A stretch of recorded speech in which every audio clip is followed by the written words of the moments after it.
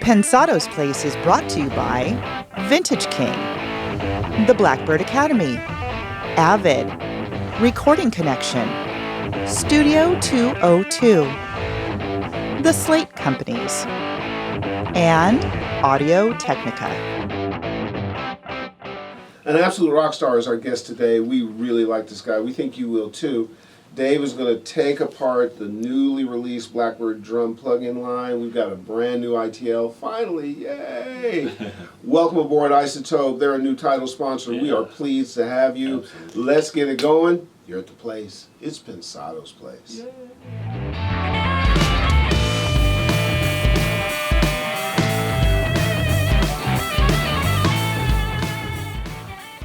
And glad you guys are with us. The day we've been talking about and waiting for is getting closer and closer and closer. Can't wait. I'm tingling all over. What day is it? The new studio. Oh. I've got a new ITL. That's right. We got bunch of new. It's and you know, hey guys, thanks for your patience. We do this for you, and I think you're going to be happy with it. So. All right, man. Man, you know what? Everything's great. Oh, good. That's and if it wasn't, I'd say it was anyway because I talked myself into it. But you know, it really is true. You know, we're blessed. Yeah. And, you know, I can't wait for them to see what we've been up to. So hard for. You know, we've been conjuring. Well, shall we get to it? Let's do it. As Dave said, hey gang, good to see you. It's time for our weekly trek through audio land. You know our guys: Vintage King, the Blackbird Academy, Audio Technica, Avid, Studio 202, Recording Connection, as we said earlier. Welcome to Isotope, our Boston buddies. They're now a title sponsor. Dave and Kim and Melissa and the incredible team. Mm-hmm. They are as good as their software, and you know how awesome their software is. Welcome aboard. Likes and subscribes help the cause. Thanks for keeping it up. It continues to grow. We are humbled and blessed. Thank you so much. Our NAMM series continues. 2 more shows. Today with the incomparable Dave Mustaine. Let me tell you something. For Dave and I, it was great to get a perspective from a guy who talks it and walks it like he sees it. You'll see. You'll enjoy this. Mm-hmm. And remember, next week, our last NAMM show will be Justin Meldell Johnson, right off the huge Beck win at the Grammys, plus Ken Andrews of Paramore fame. They're going to be together. That's also a good one. It's a great show, right? I like that. Well, you know, we preach like looking out for each other and part of a bigger community, yeah. and I thought that relationship that they had from years. They represent that. Yeah, that was my favorite part of it. Yeah, no, it's very cool. So you'll enjoy that. And we must say big ups to Avid for making these shows possible. Yeah, they did a great job. They have just done a great job. As Dave alluded to, we are getting ever so close to our new home. We appreciate your patience. Yes. Our theory is that if we can get it right, it's going to be better for you, which allows us to be better for us. And we just keep this incredible exchange going that we've been going. So thank you. Just a couple more weeks. One of the really cool things, I watched your reaction as you got the Blackbird plug-in. Incredible. So as Dave introduces this, remember right after Dave Mustaine, tell us about it, man. Well, I'm sharing with you how I use these samples. There's alternate ways you can use them as a replacement, or you can use them as an adjunct. Does the as an adjunct? Good word. Does it have the classic McBride maniacal, focused attention? More than that, if you want to know what the sound of passion and attention to detail sounds like, grab these samples over at the Slate site. Yeah, there you go. Yeah, no, that's our boy. You can hear it. Yeah. You can feel it. Oh, listen, I'll tell you a quick story before we go. Yeah, do. He called me one night, they were on the road, and he described for me Martina's input on them. Oh, and it was like a programmer. Really? Yeah, they made some adjustments based on Martina's perspective, so it's a whole family thing. Yeah. Enjoy, guys. We'll see you in a little bit. All right.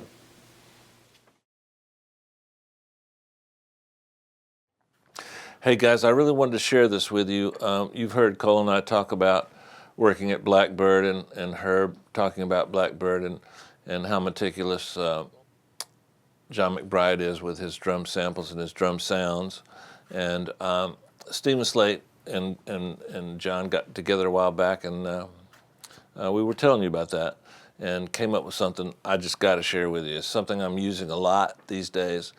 I want you to go to StephenSlateDrums.com and check out the video. There's a video that shows John miking a drum kit, and when Cole and I watched it, we learned some stuff. I had never known that you could take a 44, RCA 44, and put it in front of a kick drum, and John maintains it, and he's right. You can get like 10, 20, 30 cycles out of that thing. I always thought they were too fragile to do that, but that's one of many things that that I picked up from watching this video. So watch this video; it'll give you an idea of what the chamber looks like that I'm about to show you.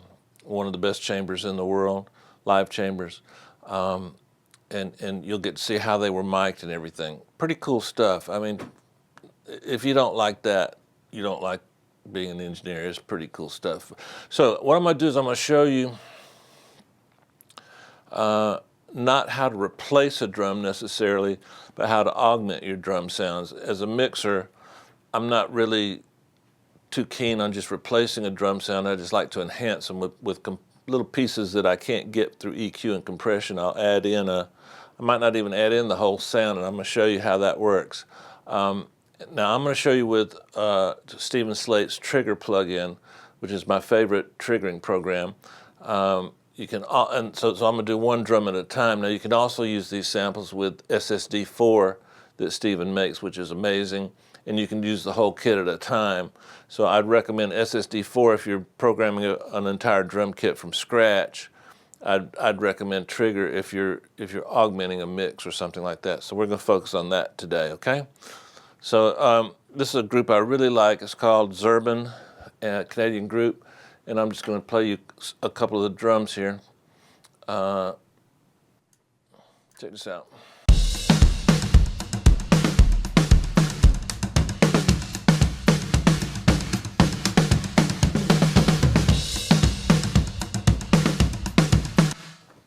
Halfway through, I cut off the Stephen Slate McBride drum sound. I'm showing you with the kick. Now the snare, I'm not going to show you that yet. I'm going to show you that with another song.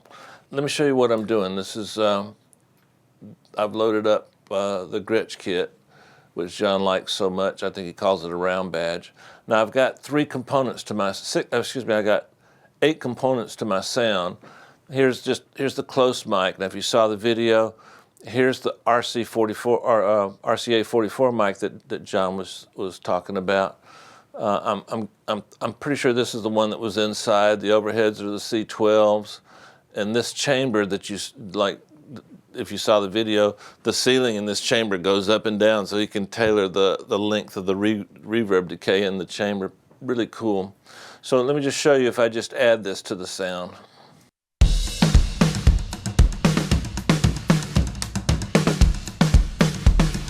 Okay, now I don't have to use all of these. Let me show you what happens if I just use the close mic.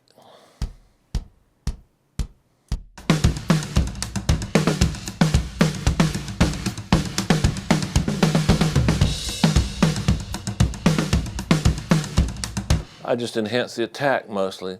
Let me show you something else that a lot of times people don't really take the time to think about. Let's solo all the drums, all the kicks.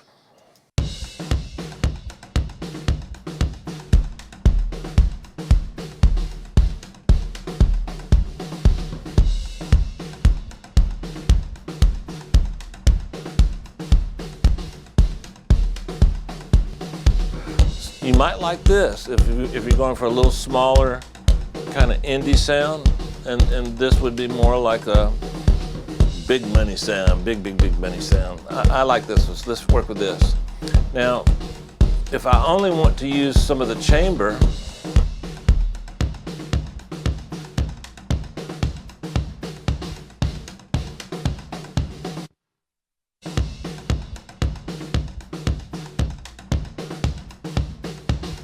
gives gives a little bit of a room sound.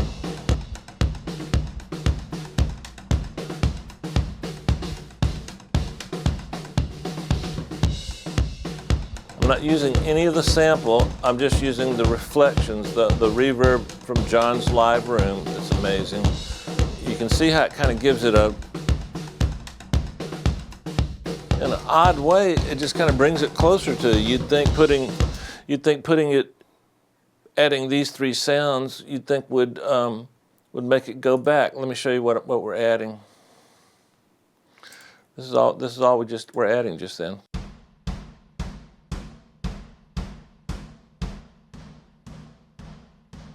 Here's the chamber. That's a real chamber. That's worth the price of admission right there. Good grief, that sounds good. Another benefit of using this this system with Trigger 2 and the Blackbird drum sounds is it helps you create a stereo image. So a lot of these mics, especially the chamber and the room mic are stereo. The overheads are stereo, so you can kind of hear it.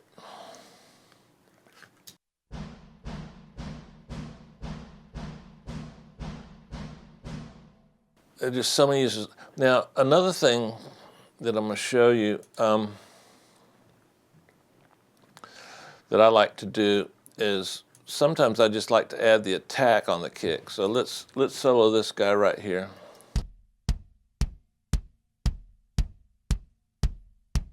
Now what I'm going to do,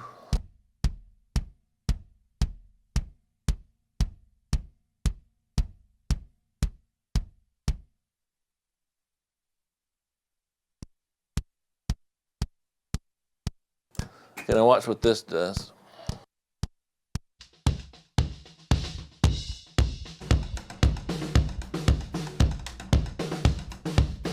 Without it, with it,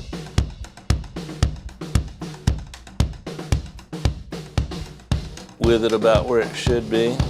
But check this out, if I tune it down a little bit, watch what happens. Genius, right? Ooh, good grief. This is without it. Gives you some little speaker stuff.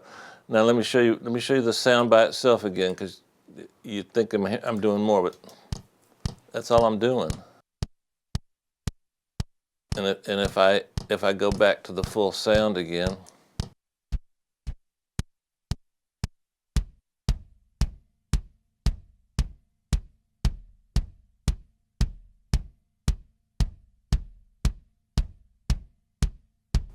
there you go. So you don't have to use the entire sound. If you want to just add a little bit of, you know what? I'm gonna show on the snare drum how to add the chamber to it, and don't be afraid to massage some of these things and some of these sounds. Like I've got tracks by itself, but you can also mix in some of the original sound. So, all right, now I've selected a snare for us to play with, and I want you to check out what we're doing. Remember now, we're enhancing what's there, we're not replacing what's there. So here's the track without what I'm adding. Oh, forgot to tell you, this is Angie Fisher. It's a little piece of it, it's not the whole song. Angie Fisher, IRS, and congratulations to Angie. She got nominated for a Grammy on this song, and I think hopefully we had a little bit to do with it, right, Cole? You think? Absolutely. Cool. All right, let's check this out.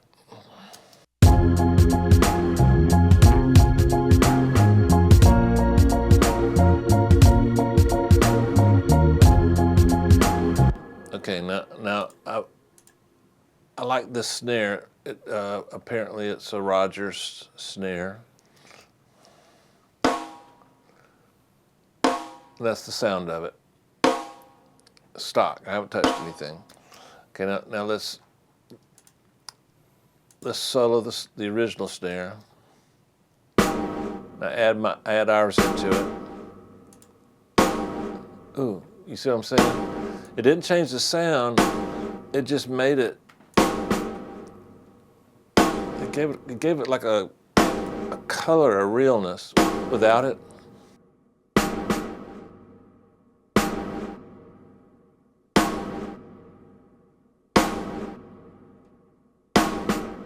And one of the reasons I have all this reverb on it is because the original sample I was given sounds like this.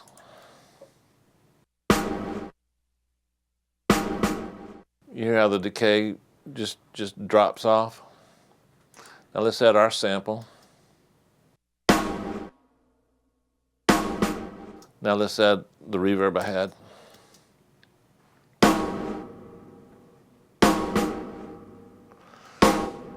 Dave, that sounds like a really expensive reverb.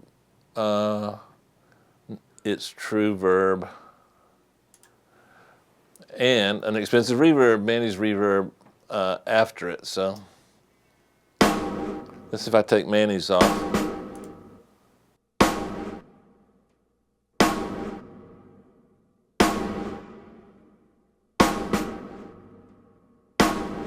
By the way, I love Manny's reverb. There's so many good settings on it. I really like it a lot. So, well, let's get back on subject here. So, in the mix, this is what we got again.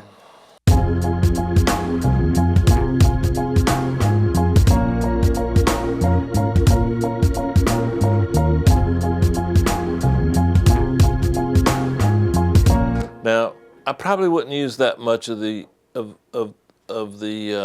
Blackbird snare. I'd probably use a little less, and use a little more of the real snare. But I'm just doing this so you can kind of hear and see how I think and work. Let's try something else. Let's try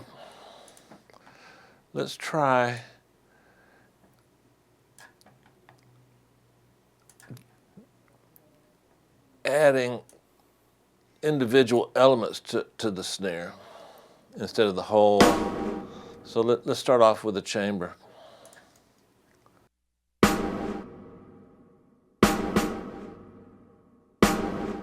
Without it. Okay, slight improvement. Now let's add the room, mics, and overhead. So these are the only three mics we're using: overhead, room, and chamber. Without it. With it. Pretty dramatic. Now, if we only add the original close mic that John McBride gave us, it would be this. Without it. With it. Pretty cool. Let's go nuts.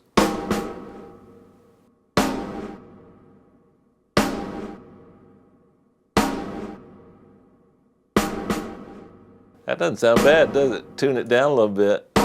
Oh, we might be onto something.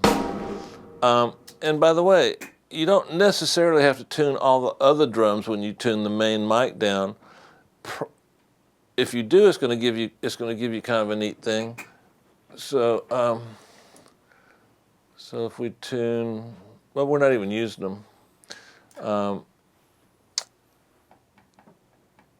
But if you were, just experiment with that.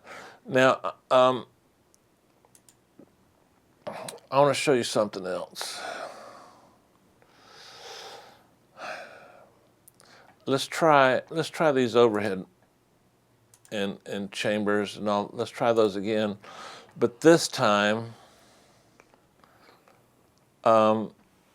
let's compress the snot out of it. You know what? I'm gonna steal a couple of things from here, and then let's put a compressor on it. Let's try. Name me a compressor, Cole. What do you want? Smack. Smack. Okay, Cole says smack. I guess he's got that smack endorsement going. And we got our stuff soloed. Okay, let's just listen to that.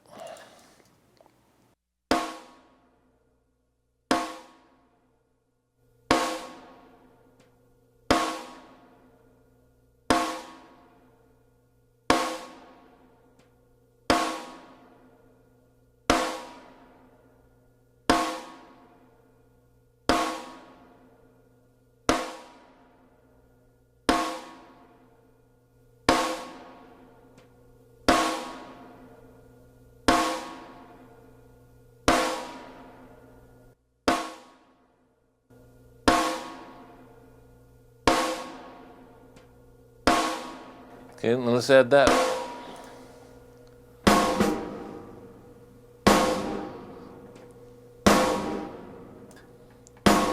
Without it. I ain't gonna tell you that's, I'm not gonna tell you that's usable, but I am gonna tell you it's cool as hell. We're exaggerating it, right, Cole?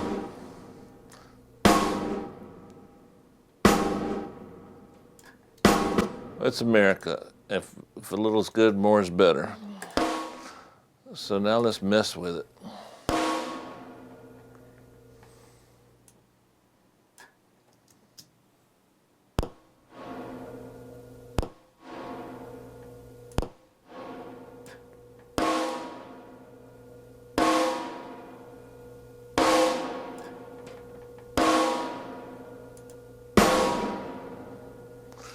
It's got some kind of weird ringing sound, doesn't it? I wonder what that is.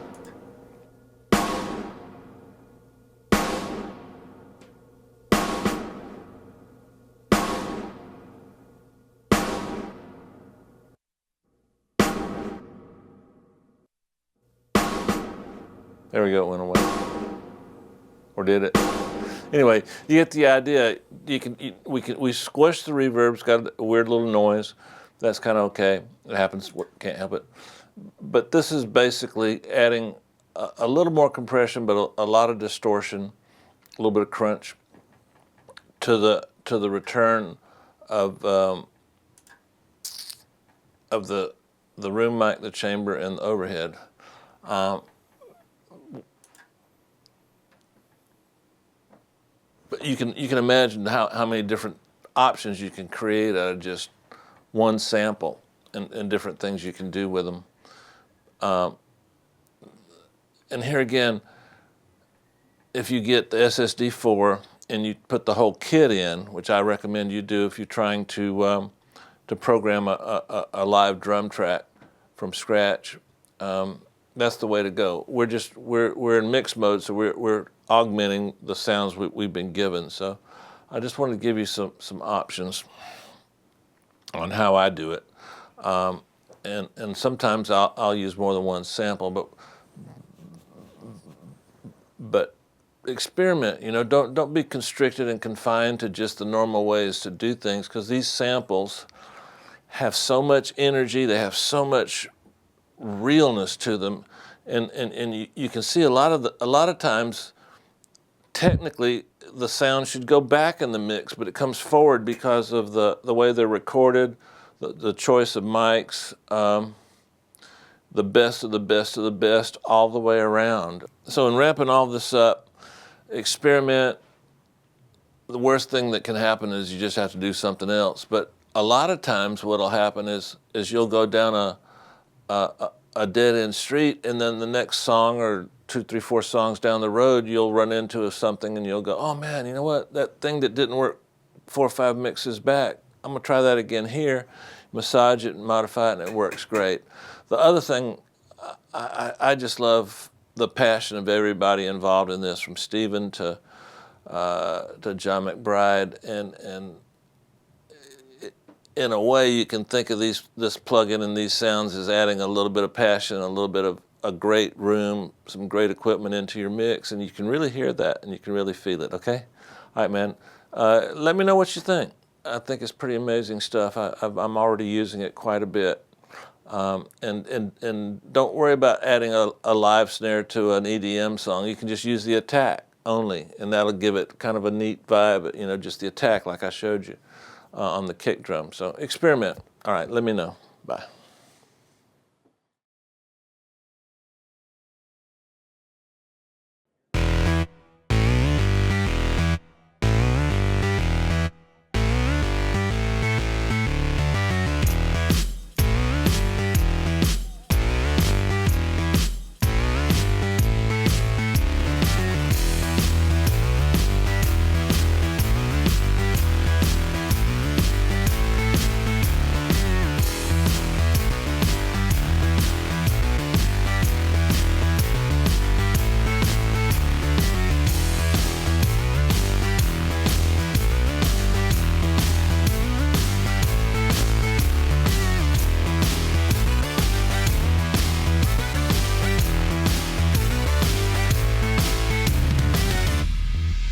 everybody. Hello, hello, hello, hello. What up?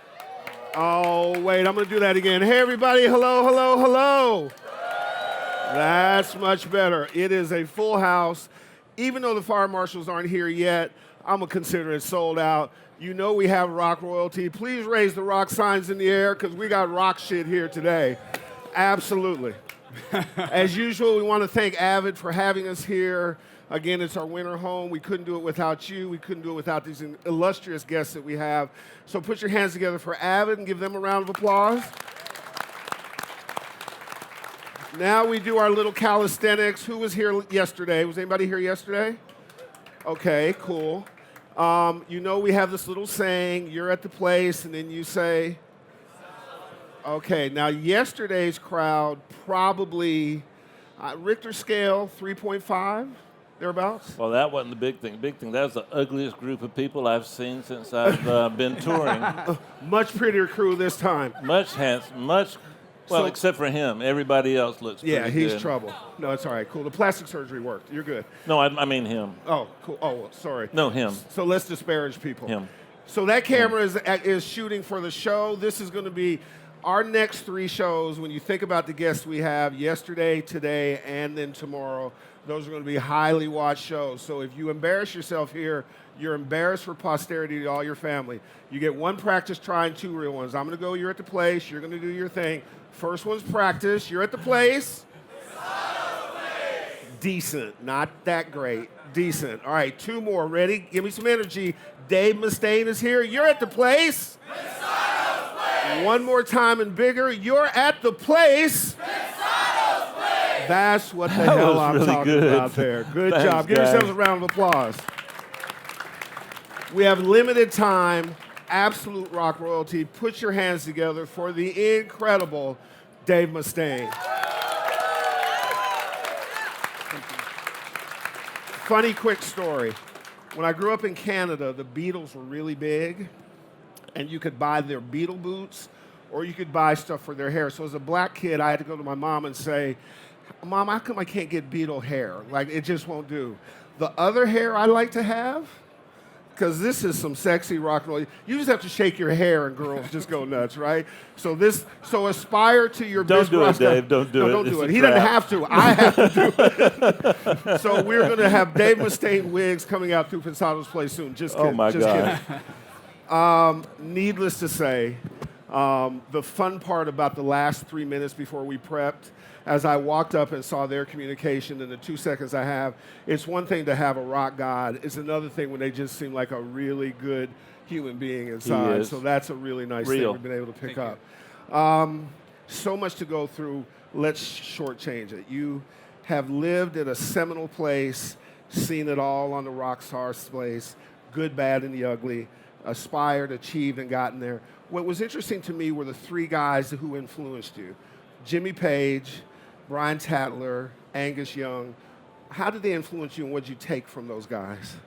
Well, for me, a lot of people, when they look at guitar players, they look at them as soloists. Yeah. And solos are great if that's all you can do, but you can't write a song that's a solo without rhythm underneath it. And to me, Malcolm Young was the greatest rhythm guitar player ever. He influenced me as a rhythm guitar player. I liked a lot of the new wave of British heavy metal. To me, Brian Tatler was the best of the rhythm guitar players from the new wave of British heavy metal, excluding the boys from Merciful Fate. And Jimmy Page, I mean, I could sit here for 3 days and tell you how great I think he is. Yeah. One of the things that I always get, they almost want to take away my NAACP card when I go, look, AC/DC's funky. I don't care. AC/DC It's a is boogie band. straight up funky. Yeah, it's a boogie Absolutely. band, yeah. Absolutely. You know, Dave, what's interesting is when people, I love what you said about rhythm guitars, because most people, when they try to copy Zeppelin, they copy the wrong thing. Jimmy was a songwriter, Yeah, he was, one of the yeah. best songwriters, and all those incredible guitar parts amplified the song, and that's what I think has distinguished you from your entire career. You can solo as good as anybody, but you've always put the song first and songwriting first. Your lyrics are incredible. Not too many people write their own lyrics, write their own songs, do all the guitar parts. That's an incredible, unique situation. how much, when you sit down to write a song, what comes first? The lyrics, the groove, a lick, The coffee. the coffee?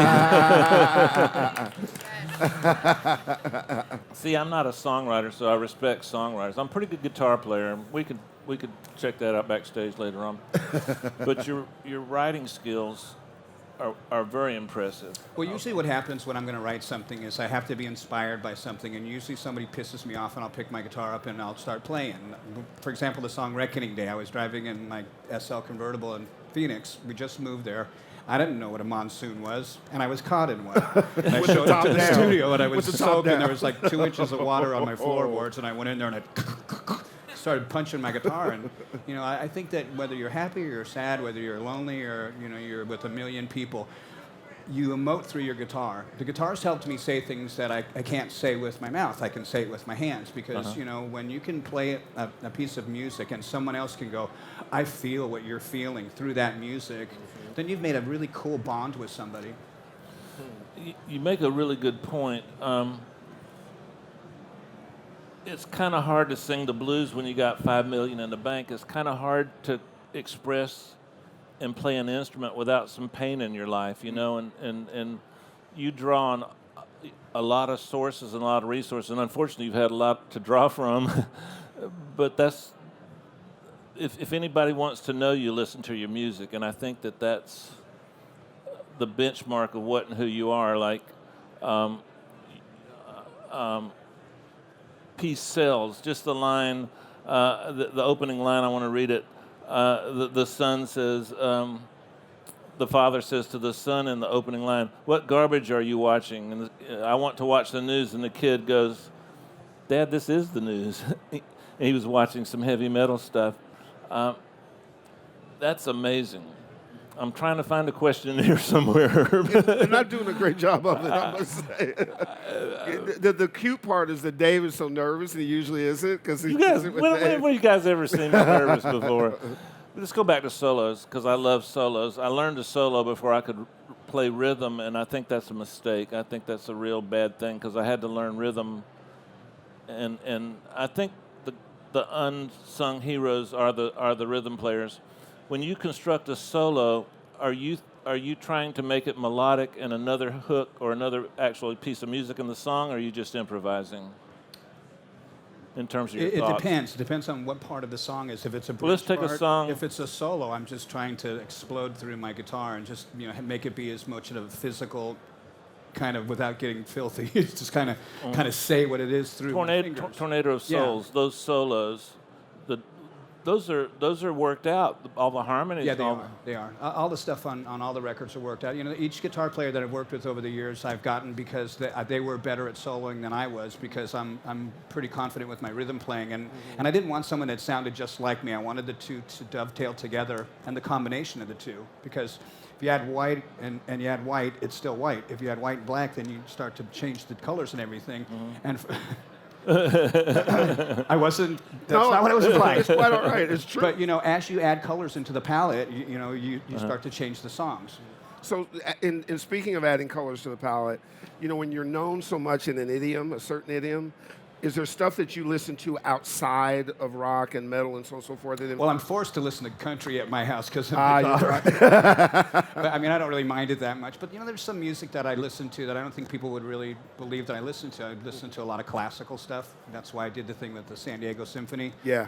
I listen to a lot of jazz when I'm driving because it makes me not want to run people off the road. And kill people, right. You'd be surprised. Since I moved to Tennessee, the traffic is totally different. Oh, so that's wonderful. I haven't honked my horn once out there. When we go to Nashville, it's where we go. We never want to leave because of things like that. It's really incredible. Because I find most people who have gotten to what people consider the top, often have really interesting influences way outside of what they get to the top for. And then that informs what they do inside their space and gives them some latitude to go be individual what they do. Is that fair? Do you think that's a a fair thing? Because For you to think, sure. yeah, I'm sitting here thinking, what did he say? well, it's because if you do unique influences, you Yeah. end up doing Yeah, you unique do things other with your stuff. Yeah.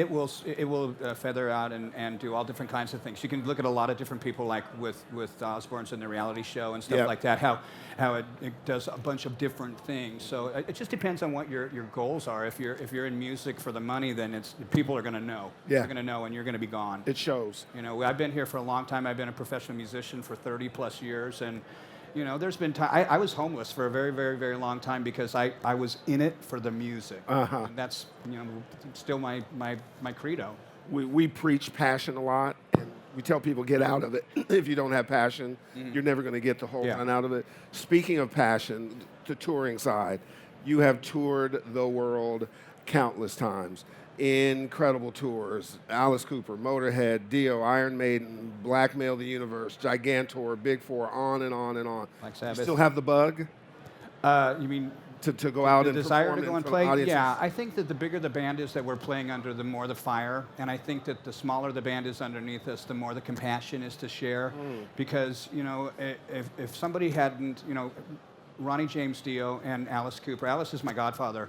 Both of those guys were really, really cool to me, you know, and helped me a lot and really made me understand that if you don't treat the bands that support you well, Yes. because they're going to go up. You know Absolutely. what? And one day they're going to be headlining over you, and see you're going them going up to past get you. the dressing room with no toilet seat. Exactly right. Hey, Dave, when you're sitting around the house, what do you pick up a guitar and just noodle on and play for fun? Cat Stevens? Play for fun? Yeah. Metallica songs. Huh? See, that's commitment. All right. Way to get Tip 'em your back. waitresses, drive safe. We'll see you next time. That's funny. Because you like Cat Stevens. You like I stuff? do. I think that he was a great songwriter. I don't agree with, you know, all of the political stuff and, you know, him being blackballed or kinda whatever. went I don't really left, know but any of that that's- stuff, so that's none of my business. The songs is what I'm going to talk The about. T Yeah. for the Tillerman. That's to me. Yeah, that's That's a good Cat record. Stevens. Yeah, that was a good record. You said once that a smart man learns from his mistakes, but a wise man learns from the mistakes of others. That's to me, that was the defining thing about you that I fell in love with.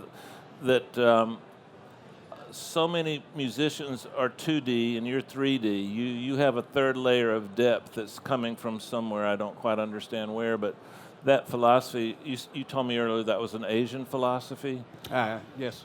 And piggybacked on that, another thing you said that resonated with me is when you look at your heroes and you let them influence you, that's good. But if you want to be great, go to their influences and let those influences. Was that a benchmark of how you came up Well, with it your... was. Instead of going to like people that were in the new wave of British heavy metal, you go back to the British invasion. You know, instead of looking at the American thrash movement, look what influenced them, which was the new wave of British heavy metal. You know, don't go to the people that you love so much. If you love them so much, go to where their fire was ignited. What set them on fire? Yeah, much more telling there. Much more telling. So as you observe the scene, or do you observe the scene? And if you do, does it excite you? Do you see things coming in the rock space that you like? Do you think it's in trouble? Give me your take. Some of the music I think is really exciting. I think that metal has been pushed to extremes right now, but when it gets to the point where it's so extreme, you've got to think, you know, can people understand what you're saying? Can people differentiate the notes? Can they tell, is it a song or does it just sound like someone's turned on the garbage disposal? Yeah. So for me, I'm excited about what's happening with music. I'm excited what's happening with the technology. I think the bad part about that is that a lot of people that should not be in a band and out on the road touring and clogging up the road are out there. Like there's a lot of Clogging pre-manufactured up the bands. road. They write like one little lick and then they cut and paste and cut and paste and cut and paste and they make a whole song. You know, Yeah. there's tons of bands out that many of them are platinum even now Yeah. that have done that. So I mean I like playing from beginning to end If you make a mistake, do it over. Don't tune it. But that's what a lot of the things that the technology has made for people. In certain circumstances, you don't have the time to do that. Like if you're a session cat and you're working for a TV show, hey, it doesn't matter that the rhythm is terrible. It doesn't matter that your solos sound like Rick Springfield. I don't care. You got to do your job, because in those circumstances, the music is like a second thought. But when music is your primary thing, you really got to pay attention to it. The more genuine it is, at the end of the day, the better you can sleep with. Yeah. Yep. How many guitar players in the audience? Yeah. This one's for you. Are you still using the Dunlops, the picks? Same thing. I fell in love with them. I just love the texture. Cortex? Yeah, and the stiffness. Are you using the green or the purple? I use the yellows. The yellows, so a softer one. Well, I choke up really short on it, and I bend them. And are you still playing the Flying V? I play YV. It's a VMNT by Dean. Yeah. Why? Well, I know why you picked it. So let's skip to something else. Can you tell me are you still using Marshalls? Yeah. The new ones? I have a ton of Marshalls. I've got one of Randy Rhoads' heads too. Oh, Randy, why'd you have to say? It's got a bunch of landmines around it, so no one can even go near it. Exactly right. IEDs. Man, and I miss that guy. That was a great. big influence on my playing, because his mother was a teacher, my mother was a teacher, and I felt some kind of simpatico. And pedals, do you use a lot of pedals? My stuff is basically from the Fractal, the rack unit, the XFX2, and I do have a little pedal that I did with Zoom. But for me, out on the road, it's all rack-mounted stuff, because when you're on those big stages, your gear's moving so fast, you don't have time to go out there and say, "Oh, I need a 9-volt for my pedal." You say, "No, I need a new tech because my 9-volt was out." And this kind of stuff, because at that level, you don't have the luxury to be dicking around up on stage. On the Fractal, are you using their really cool board with all the The tech is. On my stage, it's just me and a mic stand. So he would be That's it. switching for No you. monitors, no nothing. Really? Yep, as clean as it could possibly be. I want people to focus on my hands and my lip. Nice. Inner ear monitors, nothing? I have in-ear monitors. Inner ears. Yeah. Okay, gotcha. We have side fills, but they're like AC/DC Kiss volume. Okay. So Gotcha. Can I do a home run thing really quickly? Yeah. So, Cole, will you come just right here and stand for 2 seconds? Somebody take a picture of Cole and Dave Mustaine. That is our assistant. That's Dave's mix assistant. He's a heavy metal drummer. He's been so excited that he literally came to NAMM and stood in line 2 weeks ago. He has been standing here forever. He's so excited. Thanks, Dave. Guys, so Cole you have your dream. Cole was managing his band at 13 years of age, planning tours, skipping school, and Dave Mustaine is his hero. So what you witnessed was Let me tell you, he has been so excited. I was like, Cole, you don't have to stand in line at NAMM. We have some connections. It's also December. Like, it's not till the end of January. So it's a little early to get in line. it was a little early. The song Ashes in Your Mouth, how did that lyric come about? That's one of my favorite songs. Do you remember it? Yeah, I do. Yeah, of course. The song is about war, and it's a lot about Oh, what a great metaphor for it. the taste of vindication is like ashes in your mouth, because we talk about the blood and toil and the life and treasure that's spent. So many wars this country's been in. Are they legit? Are they not legit? Do we win? Do we not win? How did we win? Did we cause it? Are we aiding the enemy? And that kind of stuff. So at the end of it, all wars are just inability for people to communicate and to be able to reconcile. It seems so timely for today, that song, don't you think? A lot of Megadeth songs are timely for today. They are timeless.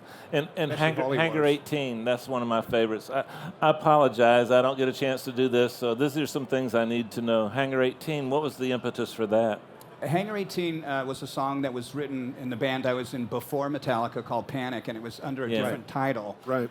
And when I went into Metallica, I didn't use that song. After we had formed Megadeth, that's when I pulled that back out. In fact, the song Rest in Peace was written before in Panic also. Oh. And that song was called Child Saint. It was actually played by a band. I was at a party one night and I wanted to get free liquor from these guys, so I said, "Oh, I'll show you a little part." They learned the whole damn song. I was so freaked out because I'm driving down the freeway with Junior and we're listening to KNAC and the guy goes, "And that was Child Saint by Child Saint." And I was like, I just taught them that. Yeah, it was so bad. So we ended up talking to them, and they went, "Hey, that's okay, whatever." Yeah, gotcha. So I we ended up understand. recording it later. I know this is a stupid question, but I've got a friend that I can't tell you who it is because he's real well known, and sometimes he just sings gibberish lyrics so that when he goes to clubs, he can see what they sang when they're copying his songs. When you go to a club and they're playing your songs, or what, do you ever go, "That's the worst shit I've ever heard"?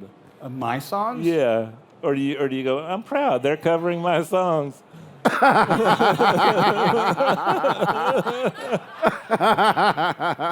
Okay. I got a question for you. You know, when you've been a warrior of life and you've got all the bruises and stuff, and then you have those kind of inspirational moments, and some of them can be spiritual. Is when you at that place in your life when that has happened, most recently with Christianity and stuff.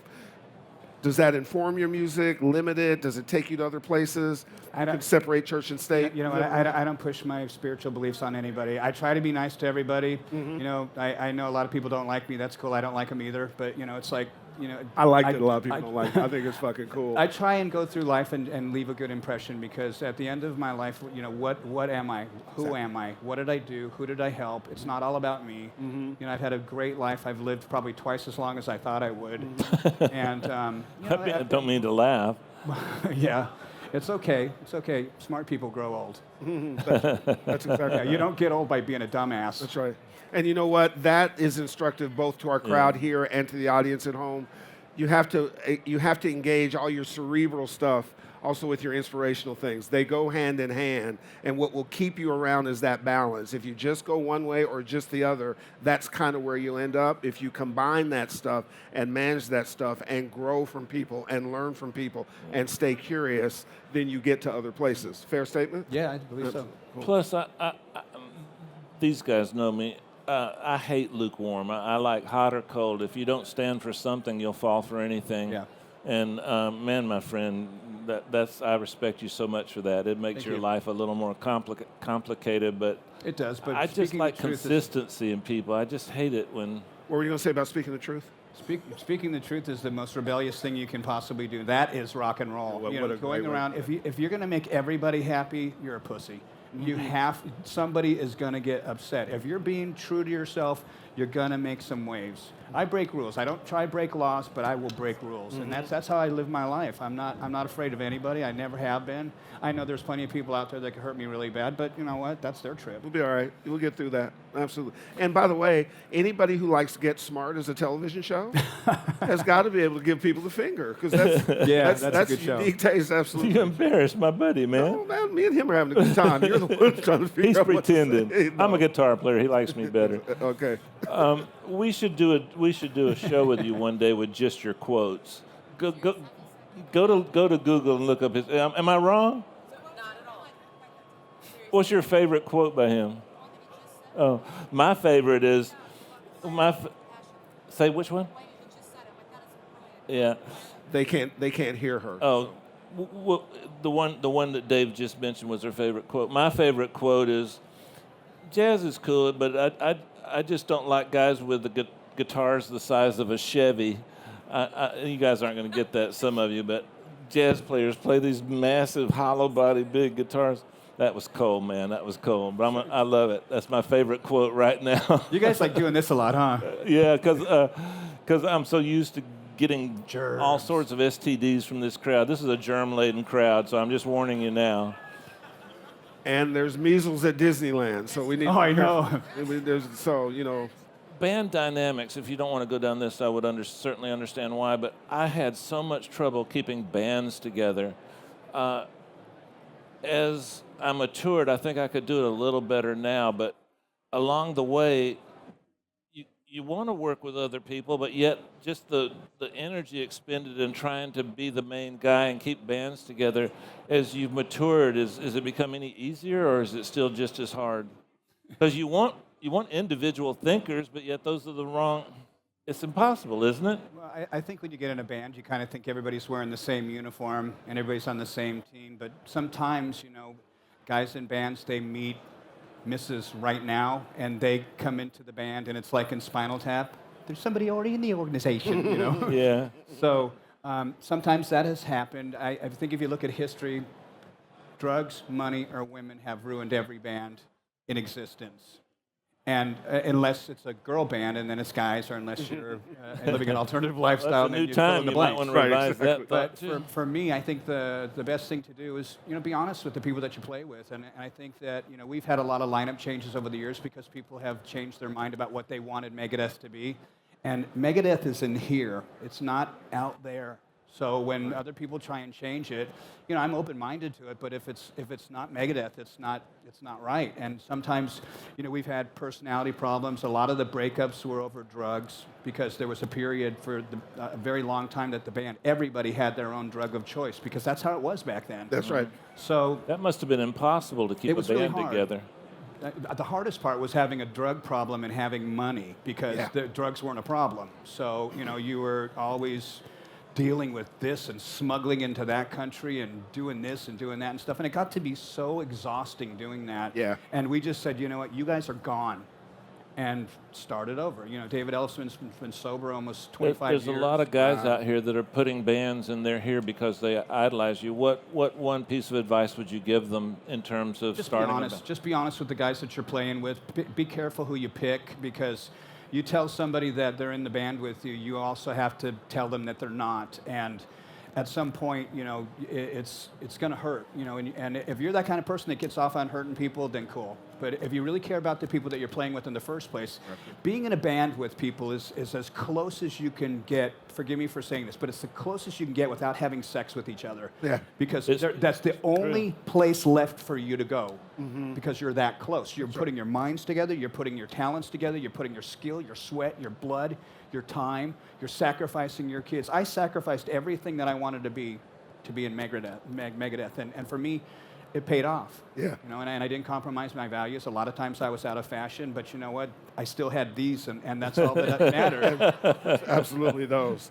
We have taken you past your time. You've been generous with your time. Man, my bad. We'd love to do this again inside our studio where we have a little bit more controlled environment and have some fun. Can we get in touch? Yeah, sure. I love it. Folks, put your hands together for absolute rock royalty, Dave Mustaine. You're welcome. You're welcome. Thank you. Really appreciate it.